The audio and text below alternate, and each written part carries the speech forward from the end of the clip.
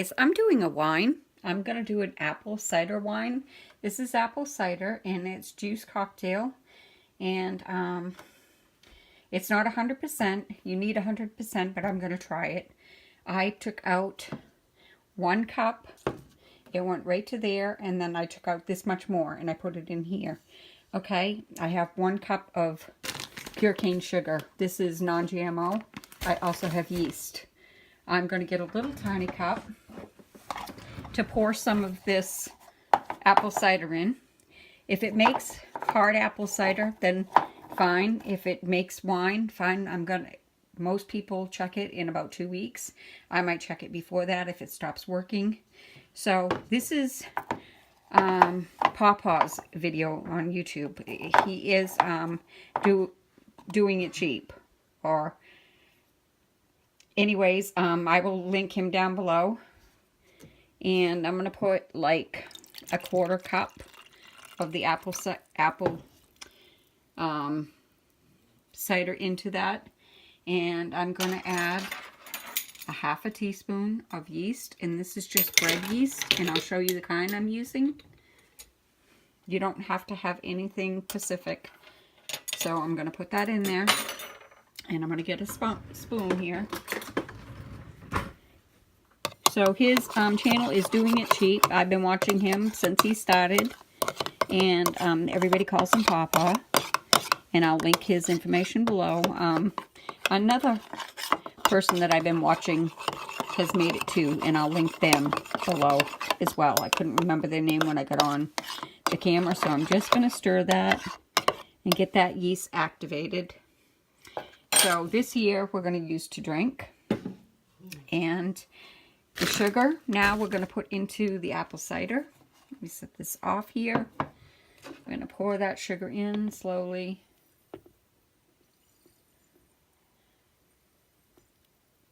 So you actually want 100% juice, and you can make it right in the container because the container is sterilized.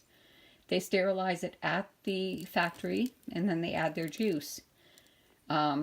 They recommend that you use 100% apple or 100% any fruit. And then 1 cup of sugar and a 1/2 teaspoon of yeast.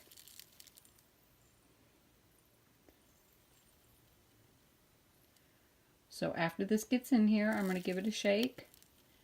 And I'm going to do this off camera because I've got some sugar going on my stove. I should have got a funnel.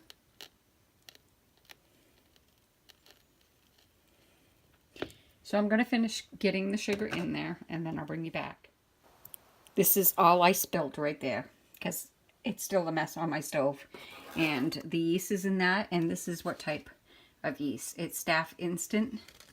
So I started shaking this. You want to keep shaking this until you don't have sugar at the bottom. So I'm just going to keep shaking it right in this container, and I'll bring you back when I'm ready to go to the next step. Okay, guys, I shook it up. You can see the bottom. I'm going to continue shaking it because it provides oxygen in there to the yeast. And what you want to do before you add that, I'm going to show you something that Paw Paw showed. You're going to put your cap on and you're going to put it on lightly like that. So you can put a balloon on this, or you can put one of them brewing things.